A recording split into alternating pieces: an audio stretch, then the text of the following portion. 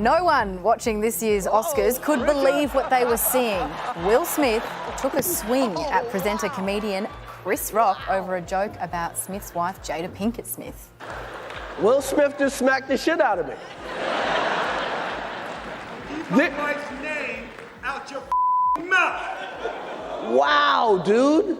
Yes. It was a G.I. Jane joke. Keep my wife's name out your mouth. I'm going to, okay? Okay. That was a greatest night in the history of television. Okay. Shortly after this, Will won the Best Actor award for King Richard and apologised to everyone but Chris Rock. I want to apologize to the Academy. I want to apologize to all my fellow nominees. But love will make you do crazy things.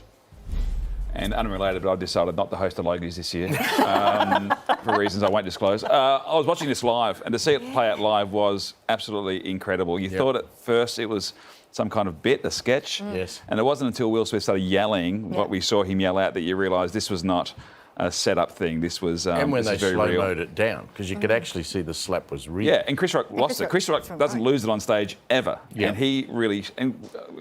well done to him. Like I thought handled that situation as well as he possibly could. Well, put yourself in his shoes. I mean, you've done so much stand-up comedy. If someone rushes the stage and belts you across the face... Well, it's always confronting if anyone, gets near the stage. Yeah. And I think Chris Rock thought this was going to be a funny little bit, and it turned very serious. That's what I think.